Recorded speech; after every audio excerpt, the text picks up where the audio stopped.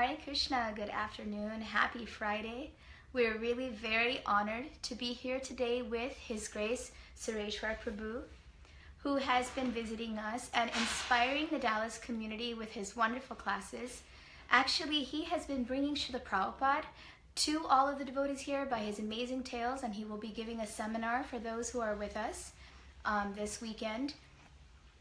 I'd like to welcome you all and tell you that today you will hear some amazing tips and advice from Srila Prabhupada himself that Suresvara Prabhu will be communicating to us. My name is Gopi Gita, and I'm the Vice Principal of TKG Academy, which is an elementary school, middle school, and high school program in Dallas, the first school that Srila Prabhupada established in the International Society for Krishna Consciousness.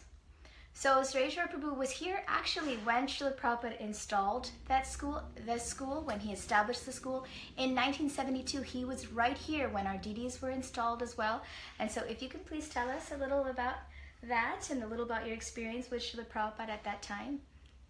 Sure, Gopi Gita. Well, it was 1972 September. I wasn't actually here for the establishment of the school, but when the deities were installed, Prabhupada did the installation. Excuse me.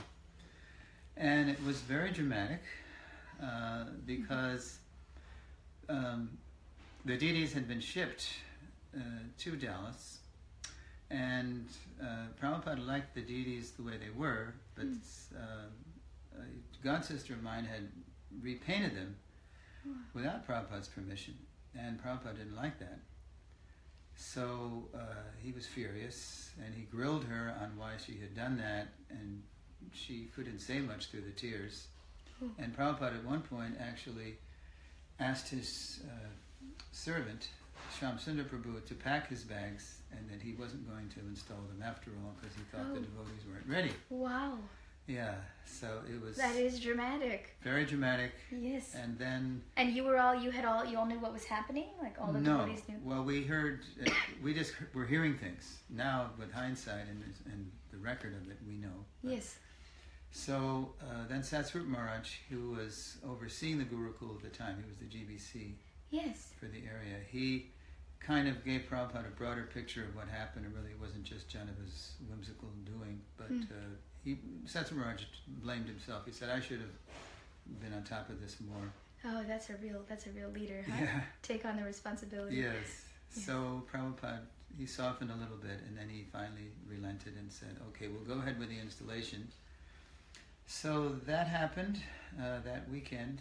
It's somewhere around early September that this happened.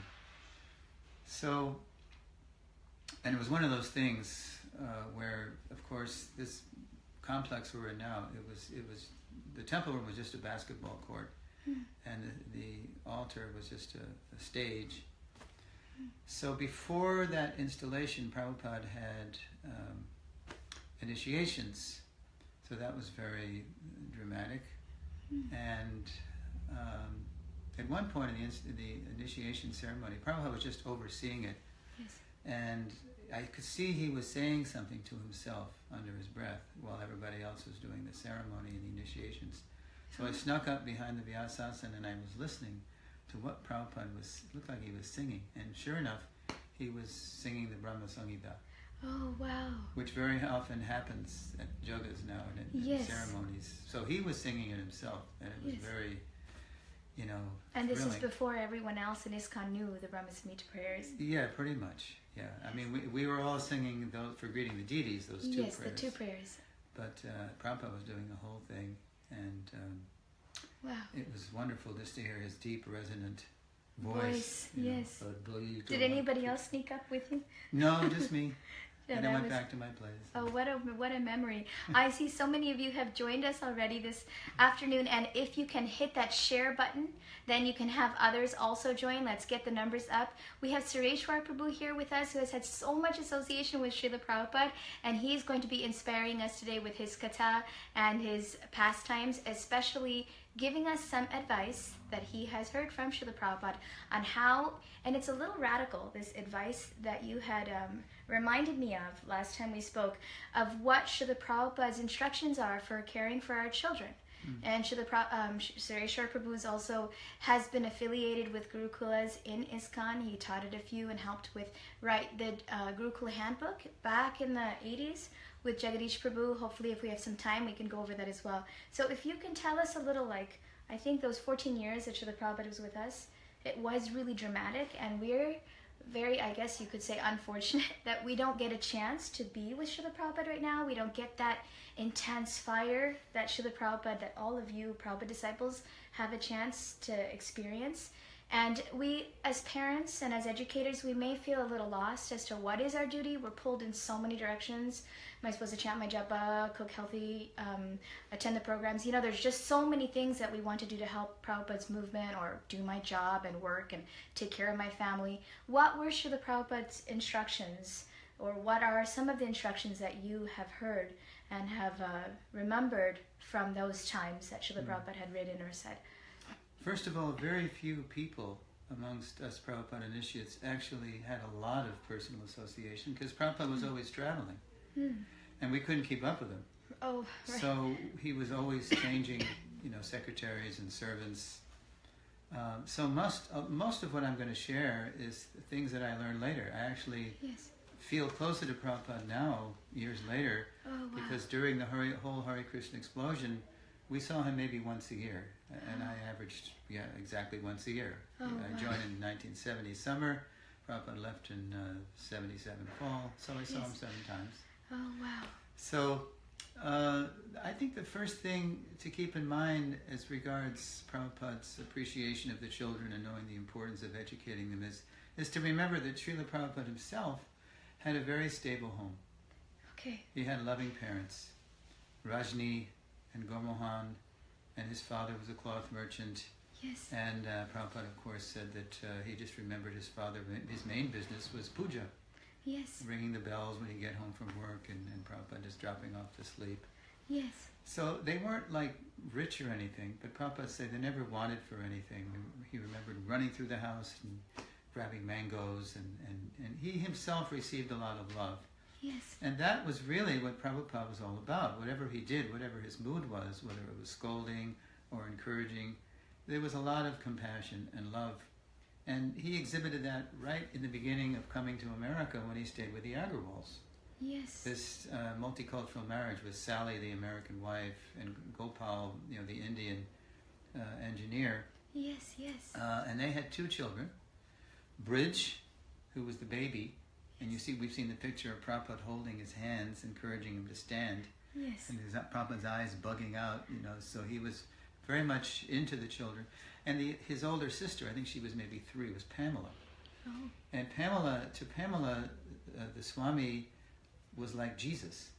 Yes. So she called Prabhupada Swami Jesus.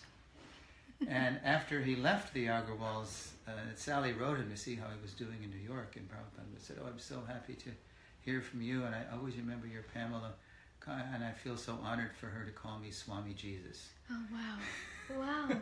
That's right, the first family that he lived. I love that you first spoke about how Srila Prabhupada was, what his environment was as a child. And it's so true, he has dedicated his books to his father. I believe it was the Krishna book. The Krishna book he dedicated to his dear father. Mm-hmm. And he always used to have those quotes that my father wanted me to become a devotee of Srimati Radharani. And then the first house that he stayed in when he came here was with a family. Yes. And he just went along their routine with them. And that's right, that story of Bridge, very nice connection. It's very inspiring to hear that actually is, prophetic, I think. He came to America in Pennsylvania, and he stayed with a family. And he practiced Krishna consciousness with a family. Right. So, yes. So, I wasn't present for this, but this is one of those things we heard. Because the way Prabhupada exploded the movement all over the world, believe it or not, was very low tech. It was just by these pale blue aerograms. No Facebook Live. No Facebook. I mean, there was no fax. There were hardly any phone calls because there wasn't any money in the beginning. Oh, wow. So Prabhupada would just write these letters, and then they would be sent off, and a couple of weeks later they'd land, they'd sort of float in. And that's really how he managed, by inspiration. Oh, wow. Because he was working harder than any of us. getting up in the middle of the night to translate and everything. So there's one letter that sticks out in my mind that Prabhupada wrote to a god sister of mine in Los Angeles. She had a young son. I don't think he was even 2 yet. And she was really excited, my god sister, about the big wave of book distribution that was finally coming up in ISKCON, where Krishna had revealed to us how to distribute the books. So she wanted to go out and distribute books and also increase her deity worship to Shishi Rukmini Dwarkadish. So she wrote a letter to Srila Prabhupada asking Srila Prabhupada if she could give her son over to some friends while she went out and distributed books and did more deity worship. So Srila Prabhupada wrote her back and said, I'm simply surprised that you've asked me if you can give your little son to some other people while you do this other service. And as regards deity worship, you should know that child worship is your deity worship. Your first duty is to your young son, at least for the first 5 years, intensely taking care of him when he's so dependent. So be very clear. Don't be confused about your duty just because there's a lot of book distribution going on. And Prabhupada was talking that up. He was going to places that were distributing his books. So the temples were competing. Just to get Prabhupada to come. The main service in those days. It was a big Everybody thing. was out on Sankirtan. Everybody. So you had said that one sentence that you're saying that Srila Prabhupada has said, child worship is more important. No, he said for you. For you. For you. Child worship is your deity. Is your deity worship. That's a very powerful statement for to give to for us to hear as moms and dads, that taking care of our children is devotional service. Is direct devotional service. It's intense. I mean, think of it. We spend gallons of blood, as Prabhupada would say, going out to try to persuade people when they're older. But it's much more powerful if from the get-go children are getting a Krishna conscious upbringing. Then even if they go through tough times later, they'll never forget that. That's a deep samskar. So I see so many of you have joined us today, and thank you so much. If you can please share and let others know right now that they can join us. And if you have any questions as well, please go ahead and comment and type those questions in, and we can see how Suresvara Prabhu can answer your questions. If you share, then many more people can join. If you also have children, can I have you write in a yes down there so that we know if this is something that's touching your heart? Child worship, for you, child worship is more important than deity worship. And that shows how important it is that we take care of our children, that we protect them, that we nurture them, that we love them. And that's one of the... Because I was also raised, a long time ago. Hare Krishna, Sheetal Mataji from Laguna Beach. Nice to have you here. She has 2 little children as well, and she's already practicing this, Krishna conscious, educating them. Her son Om is reciting Bhagavad Gita verses, and she organizes the plays and programs for Laguna Beach Temple. Very nice to have you with us. And so that brings us to the next question. Well, I still have more about that letter. Go ahead. Because that was the powerful direction to her, but then there was a punchline at the end, lest she still have any doubts. So Srila Prabhupada said, and if you cannot do this, if you cannot take care of your child, day in and day out, intensely, close, then you send your boy to me, and I will take care of him. Now, listen, Prabhupada is not kidding. He was exploding the Hare Krishna movement all over the world, but he was such a personalist, he was prepared to take on this boy because his own disciple felt that she wanted to do something else or wasn't clear on the duty. And I'm getting goosebumps.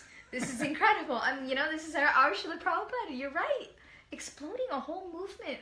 Traveling around to so many countries, thousands of devotees, and he says, give your child to me and I will take care of him. That's how important it is. And then he said, these children are not ordinary children. They are Vaikuntha children. And that's the phrase that Mother Urmila picked up to title her book about schooling our children. These are Vaikuntha children. They've come to us especially to finish up their business and go back home, back to Godhead.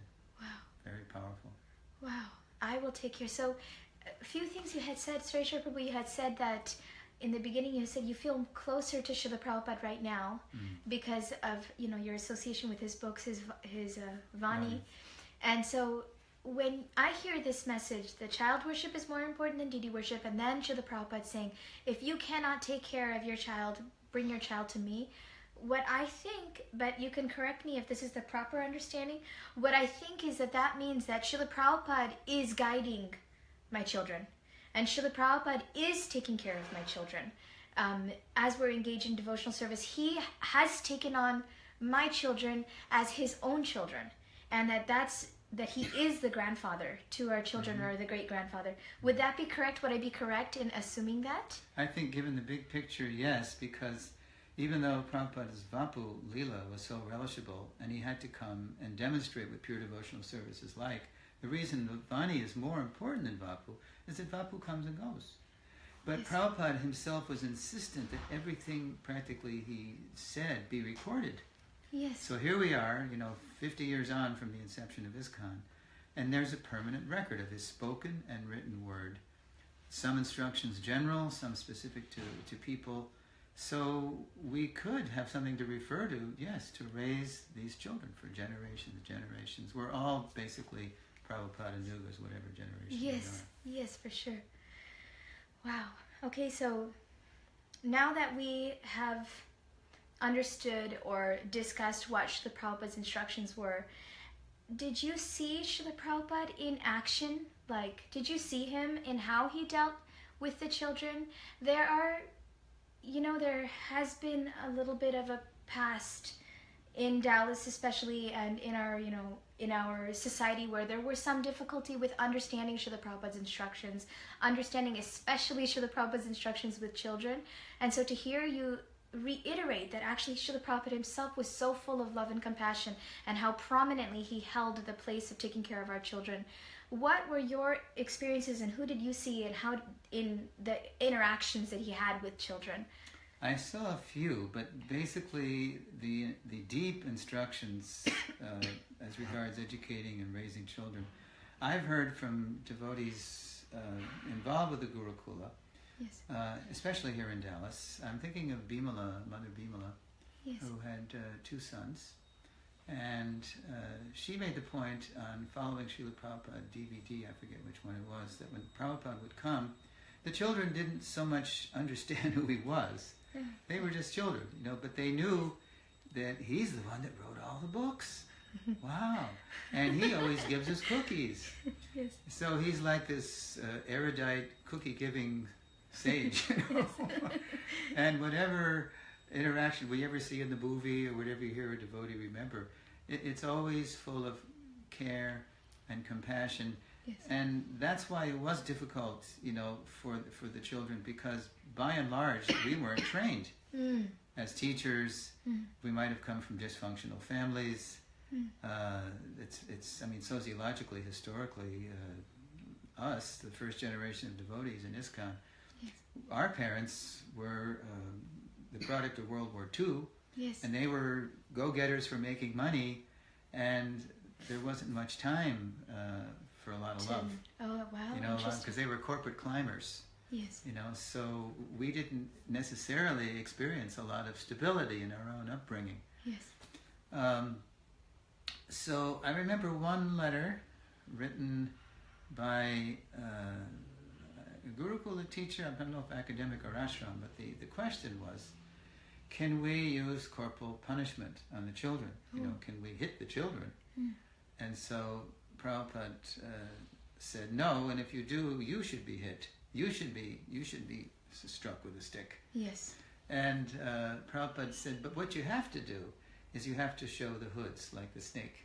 You have to, they have to be, of course the motive has to be love, but you have to give them the idea that there are going to be some very painful consequence if you don't obey. So you show the hoods, like Narada Muni yes. had this snake disciple, and once the snake became a devotee, the villagers knew that he wasn't going to bite him anymore, so they torture him, they taunt him, and they throw things at him. Yes. So Narada said, no, here's what you do. You just rear up and show your hoods. And so they're going to see, here he is again. And we're going to have to...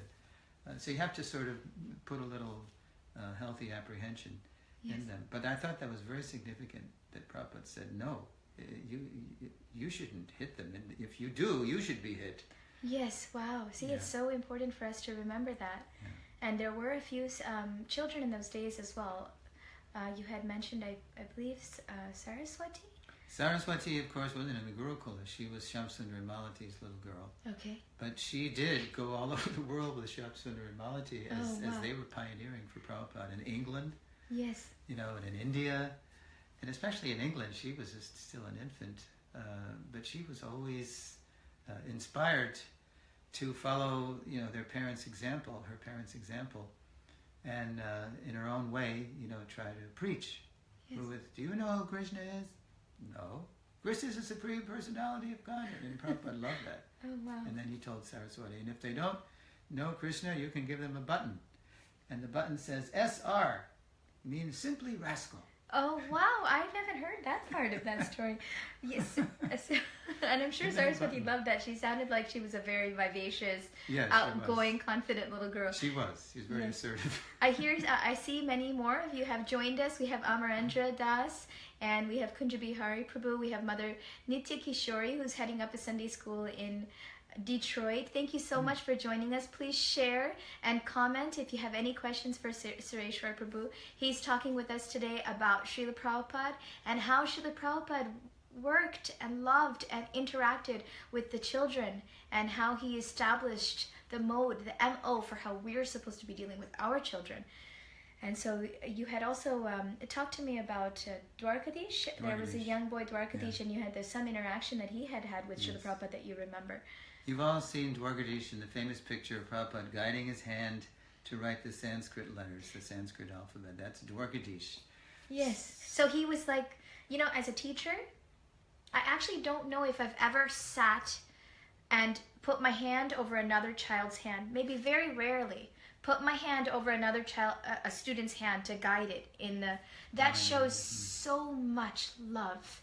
So much care that he's taken his hand and placed it on this child's hand. And that, you know, for me, it just, you know, that really exemplifies Srila Prabhupada. It's so personal, you know, instead of just giving the instruction from afar, but he'll come to you, sit with you, even it's a child, you know. Also, I'm sorry, but I'm sure most sannyasis think of children as moochie.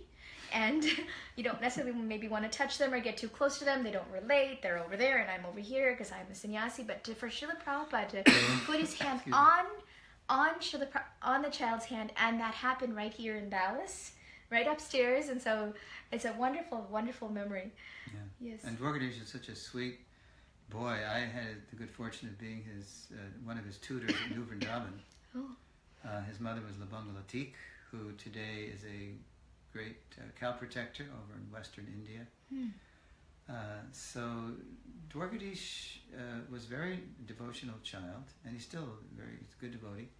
And so he was writing letters to Srila Prabhupada from New Vrindavan, and he sent Prabhupada some prayers, songs that he copied from Narottam Das Thakur. And Prabhupada was so pleased, he wrote a letter back.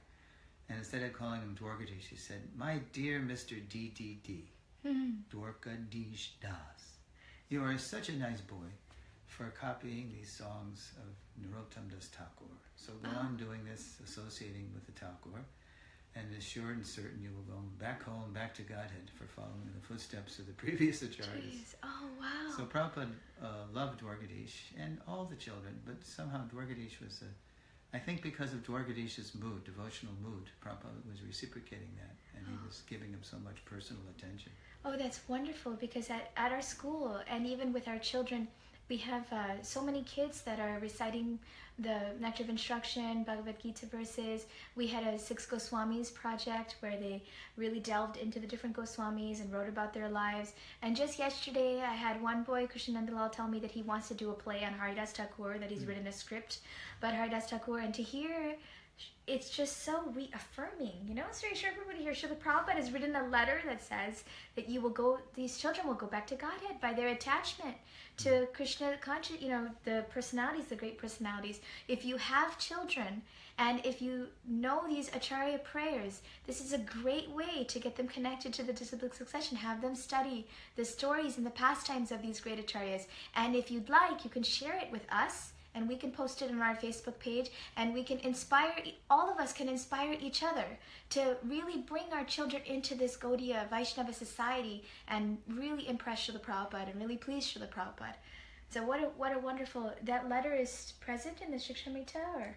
I haven't looked. I should look, but I remember reading it when it came through. One of those pale blue aerographs came floating in, and I read it to Dwarkadish. And I love that visual too that you have of the blue air. I remember, I'm still, I guess I'm old enough. I'm older now, so how would you say? Not that I'm young enough, but I'm old enough to know that those blue letters were the ways my parents also communicated with family members in India, and they folded here and then they folded inside. And to think of like how transcendental messages are coming in through these letters. What a wonderful visual. Can you imagine receiving that letter with Srila Prabhupada's handwriting on it? And this little boy, that was his transcendental pen pal, right? That's right. That was his pen pal. And so many pen pals. No, I just thought of the memory of, I believe this was also on the DVD, Prabhupada at Dallas, the Gurukula. And the children were reciting, it may have been Brahma Samhita or Gita verses, and Prabhupada was very pleased. And then he said something like translation. Oh, yes. But they weren't able to do it. So Prabhupada said, it's very nice they're reciting the Sanskrit, but they have to know what they're saying. Yes. So it's a beginning, the Sanskrit. And it's in a way, it's almost easier even for a native English speaker like me to sing the Sanskrit because it's so pretty and it's so, it just sticks with you. The Sanskrit is so beautiful. Oh, wow. But to give the translation in English, which is often a little more elaborate, more unpacked, is a challenge. But Prabhupada wanted the children to know what they were saying. That's so interesting that you say that because when we were younger, my sister and I had memorized the first verse of the Srimad Bhagavatam, very first verse, Janmadhyasya. It's very long. And I do have that memory of being very proud that, wow, we did it, we memorized the whole thing. We went to our teacher, Mother Urmila, and I remember her saying, Srila Prabhupada said that you need to memorize the English. So then both of us were okay, and we went back home and we figured out how to memorize English. I remember my uncle Jagat Guru Prabhu, he was the one who had started us on that process. And we have, a lot of programs right now for children to memorize Sanskrit verses, and the English verses are all set to songs, like the Bhagavad Gita verses. If you're interested in getting these verses, please also let us know.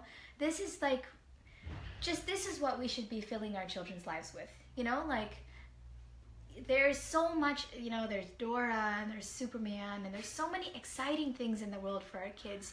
If we can, that's there, whether or not you have the ability to stop that right now. If you can also bring in Srila Prabhupada's books and the stories of the Goswamis and the Bhagavad Gita verses and ask them questions and have them sing songs and just immerse themselves in Krishna consciousness at a young age. Prabhupada really, he wanted that. And by all of these little anecdotes, he's showing that he really wanted our kids to be engrossed in all of this so that they can remember it for the rest of their lives. We have Manju Mataji who has joined us. Hare Krishna, Manju Mataji. She's here in Detroit. She has two very nice, intelligent boys. And we have Vishaka, who is a Gurukuliya congregation girl herself, all the way from New York. Hare Krishna, Vishaka. And so you had also spoken about, or you had heard some instructions from Srila Prabhupada about how to raise the older students, the older children. What were his instructions for what he wanted for them, where he wanted them to go? Well, we were speaking before, Gopi Gita, about old instructions that Prabhupada, actually I discovered it. I was part of the Lilamrita team, so we were looking at all these papers, pre-USA papers. Yes. From Srila Prabhupada. And the first face that Prabhupada gave to his mission, it was before the League of Devotees in the early 50s. It was called the Gita Nagari. Oh. And here we were at Gita Nagari, Pennsylvania, where the Lilamrita was written by Satsut Maharaj. Yes. And I'm going through all these files that the archives have shipped to us. And I started reading this essay called Interpretations of Bhagavad Gita. So Prabhupada starts talking about the Gita and how it's understood as it is only by devotees, people who are friends and devotees of Krishna. Only they can understand Krishna's words. Yes. And then it goes into how to honor Gandhi's memory, because Gandhi was assassinated in 1948 January, and Prabhupada, actually even before that, he was trying to engage Gandhi because the whole world knew Gandhi, because Gandhi had spearheaded the movement to get the British out of India after 200 years.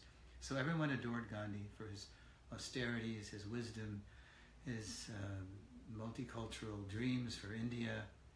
Unfortunately, he was betrayed by India's modern leaders, And then he was assassinated by a Hindu extremist who thought Gandhi was being too soft on Muslims. Oh, wow, yes. So Prabhupada he was writing letters to the government of India, and he was saying, look, if you really want to honor Gandhi, don't just make a statue. But I can show you how to make a whole community based on Gandhi's inspirational book, the Bhagavad Gita, which he was always talking about. And then in this essay, Prabhupada starts describing this community, which he was calling Gita Nagari. Oh. And among many things he was talking about was how we're going to raise the children. Yes, and what year was this? This was 1948, in the wake of Gandhi's assassination. Prabhupada is writing these leaders and he's suggesting how they can best honor Gandhi's memory. Yes. And so he's saying, we're going to do this in a rural setting, because that's where you can more easily remember God. Yes. Because God made the country, man made the city, etc. Yes. And when it comes to educating the children, we'll look at, Prabhupada said, birth horoscope. He's going to use Jyotish to see what's in the stars, what the stars say. But practically speaking, we're going to see how their tendencies manifest, especially as they get older. Yes. Because then we can focus and educate them appropriately, not waste their time if they're not inclined a certain way. It's not like general, educate. Everybody's educated the same way. Yes, a rubber stamp. Yeah. So I thought of something else after we spoke. In fact, I use it in my Founder Acharya seminar, I call it Finding Our Mission in His Mission. And it's about Dhruva Maharaj. And how Dhruva, of course, we know the story of Dhruva, how precocious he was. He was able to do the incredibly austere Ashtanga yoga system that takes 10,000 years to perfect. Yes, he was so determined, yes. In 6 months, yes, he perfected it. And so in the beginning of the instruction by Narada Muni again, he's saying to Dhruva, Dhruva, you want to see God? Well, the process of God realization in this Satya Yuga is very intense austerities, and you're only 5 years old, so, why don't you go back to the palace with your mom, Yes. And come back when you're older. But Dhruva, he was a thoroughbred, heavy-duty, pedigree Kshatriya. Yes. And he was ready for anything, even at 5 years old, bring it on, in the modern parlance. Yes. Whatever it is, my dear master. So your instructions to be just tolerated for now. This is nice for a very nice Brahmin boy.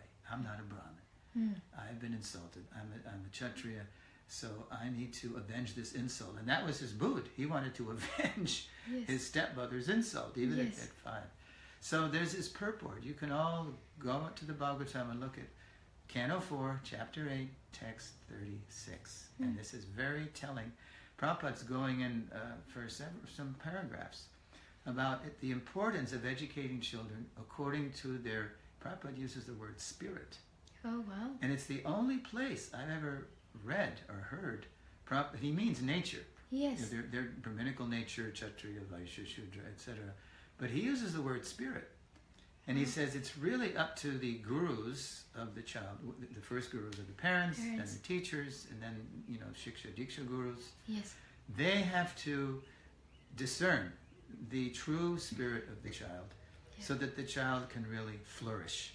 Interesting, spirit. He uses the word spirit. And it's a synonym in this context for nature, for swabhav. I mean, this is in the conditioned state. Yes. But it's important, and Krishna says this in the Gita, now hear from me how every person can become perfect by following their qualities of work. Yes. So Prabhupada is saying, and if you don't do this, then their true spirit won't come out. And how many stories have we heard from the world of people who were discouraged to be whatever because because their parents had a certain idea. Right, they were mocked, or they were dismissed, or they weren't allowed.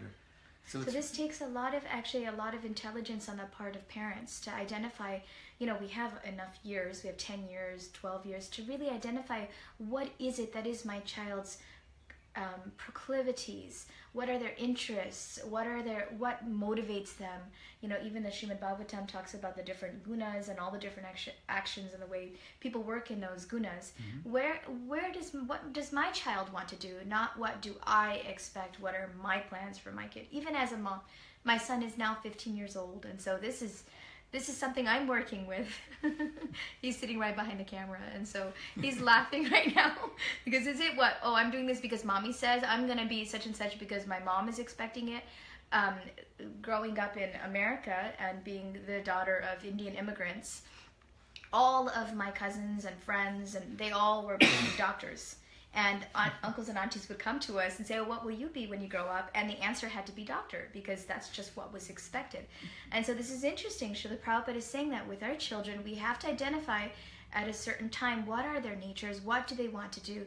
Mold them according to what is already natural and inherent inside of them, instead of what we adults expect. Obviously, there has to be some expectation, but at least guide them and allow them that expression, that personal expression of what they wish to be. Way. And it's interesting because that sometimes can be seen as a very modern way to parent, or a very materialistic or American, say Western, but to have Srila Prabhupada, he is saying this in the Srimad Bhagavatam, and this was his instructions in the Gita Nagari prophecy, that you work with your child according to your child's nature and your child's proclivities, and don't, in order to create a happy human being, right? Healthy, happy human being.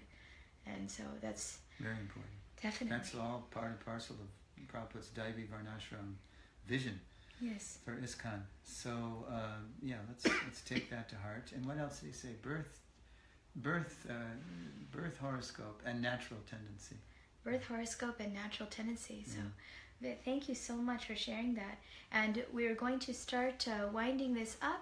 I see so many of you have joined us. Thank you so much. If you have any last comments or questions you would like Suresvara Prabhu to ask, he here is a wealth of knowledge about Srila Prabhupada, and he's been inspiring our community with his classes, and we're all excited about your seminar on the weekend. You know, to have somebody with us who's so close and so dear to Srila Prabhupada is like, it's a gem, and I've said this to him a few times. We're really fortunate because we've now, 30 years away, 25 years away from Srila Prabhupada when he left the planet. 39 years. 39? 77 and 39. Oh, that's right. Or 40, he left before I was born. Oh, my. 40 years. So 40 years away, and when we were raised, in Krishna consciousness, it was Srila Prabhupada was everywhere. It was like, even though he wasn't on the planet, every decision was Srila Prabhupada said this. You just always felt that Srila Prabhupada was around. And I always remember feeling like Srila Prabhupada was going to come any day.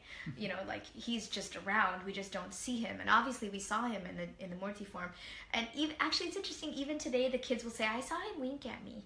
Or I saw him move. And Srila Prabhupada comes in our dreams and inspires us like that. But still, it's lessening, because we should increase the Prabhupada consciousness. And I think with your persona and your preaching and you're traveling and inspiring, you're increasing Srila Prabhupada consciousness. And if we can go forward with our next generation, with our children, and also increase the Prabhupada consciousness. It's so important that Prabhupada's legacy not only be maintained, but increased. For example, a couple of years ago in Sridham Mayapur, in his Pushpa Samadhi, yes, on his disappearance day, all the Prabhupada initiates, the endangered species, yes, were invited to address the assembled devotees about Prabhupada, Srila Prabhupada. Yes. So what did I do that year? I was traveling the world giving my founder Acharya seminar, and my realization was growing, how regardless of the generation you're in, regardless of the zone you're in, regardless of anything, Prabhupada is our foundational Shiksha Guru, foundational master. We all have that in common. Yes. But for that to increase, that awareness, yes, it's up to every generation to imbibe his life, teachings, mood, and mission. So I stood up, and when it was my turn to give my Prabhupada memory, yes, I said, I just took the mic, I bowed down to the big, larger-than-life brass murti, in the samadhi. Samadhi, yes. And then I went around I just got in the faces of all the devotees, because they had never seen Prabhupada, most of them. Oh, wow. So I said, now, I don't want you telling me this anymore. I don't want you saying, oh, Suresvara Prabhu, I can't imagine what it's going to be like when the last Prabhupada disciple has left this planet. I can't imagine. So I said, what are you talking about? It's not just our duty as his, first disciples, yes, to communicate Prabhupada. It's everybody's solemn, sacred duty to imbibe Prabhupada's life, teachings, mood, and mission. And it's all about being absorbed in his Vani, really, because as I said at the beginning here, I know and feel much closer to Srila Prabhupada 40 years on now, just because I've been hearing about him more from so many people all over the world. We just had a little tiny glimpse of him wherever we were. Once a year he'd come by, in that Vapu. Yes. But everybody had a little bit of that, and so you add all that up, and we've got like a treasure house of Srila Prabhupada. So everybody, please take in as much as you can from his spoken word, his written word, from the memories, so you'll be able to pass it on in an even more powerful way as we're able to manifest more and more of his mission. What Prabhupada had a chance to do in his Vapu, by his own account, was only 50% of what he wanted to do. We're still trying to put the S in ISKCON. We're still trying to make a society. Yes. Because families are the building blocks of communities, and communities are the building blocks of whole societies. So this Grihastha ashram with the children, this is actually the foundation of the Hare Krishna movement. So your service, I don't see anything more important. Wonderful. That's you just hit it on the nail there. You kind of summed up everything you were saying, brought it back to that main point that, I keep saying, there's not so much, and it was so long ago, the Prabhupada was here, but actually it's so true. Srila Prabhupada is right here with us every single day, and that means that he's, he helps us in changing our kids' diapers. He's giving his blessings in cooking for our family and offering it to our deities. He's giving his blessings. He's there. He's watching. We are fortunate to have a Prabhupada Murti at our house. And even if you don't have a Prabhupada Murti, you chant your japa. You say the pranam mantra before you chant your japa. Prabhupada is here, and Prabhupada is with us, literally just about how much we want to take advantage of it and how much we want to associate with him. And we need to understand that his guiding principle for us is to raise our families according to his wishes. So thank you so much. I see Radhajivani Mataji and Maheshri Devi have also joined us. Thank you. Please share. And we will have a live presentation every Friday at around 3 o'clock, 3:15. There is a question here. Kishori Leela Dasi has asked, how many rounds should we encourage kids to chant on a daily basis? What are your thoughts on that? Kids age 10 and 8. Whether it's 1 round or 2 rounds or whatever it is, it should be experienced by the child as a reward, as a privilege, as fun, not as too often happened in our generation, because we didn't know what we were doing, basically. As a punishment.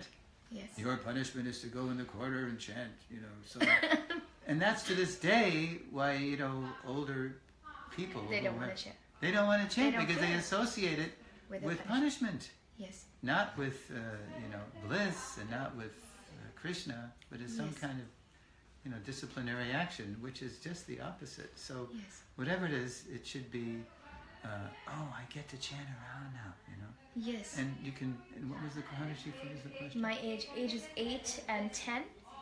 How many rounds can we encourage them? How many rounds should we encourage kids to chant on a daily basis? That's, it's all individual.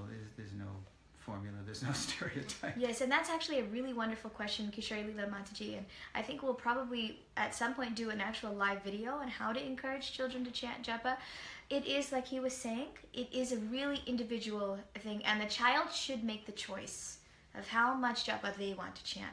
It shouldn't be like, you go brush your teeth, like moms say, go brush your teeth, change your clothes, do the laundry, fold the clothes.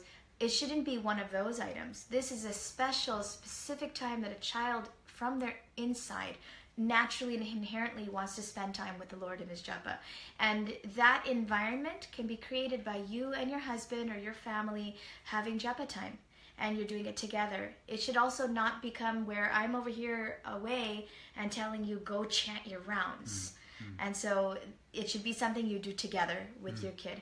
And your child, if you start that from a very young age, then they'll start increasing it automatically, because they'll start developing a taste, because children don't have so much of that intense passion that adults have. And it also, again, it's, as he was saying, very individual. That you sit with your child and then ask. And how we always encourage children is read a story first about Krishna. Read a story about, the Supreme Personality of Godhead and tie the japa in. Don't you want to clean your heart up from all those vices, from all that dirt? Let's chant and pray to Krishna for that. Or, some, political event has happened out in the world. Oh, this time when we chant, let's really pray for all those people who are suffering in whatever country. Put a purpose to that japa. Make a real purpose so that when they're chanting, they have some purpose to it. And any instruction given to your child about any Krishna conscious nature, please do it in a positive way. A very positive way. Light, hearted, happy, smiling, make it joyful. Have faith that when they turn 15 and 20 on their own, naturally and automatically, they will chant and they will dance if they have a positive taste for it. And so that's how I can do. I hope that helped you, Kishore Lila Mataji, and we will try and have a live specifically geared towards this. And so the family that prays together stays together. It's true. Yes. Thank you so much. Thank you so much for joining. Hare Krishna. Hare Krishna.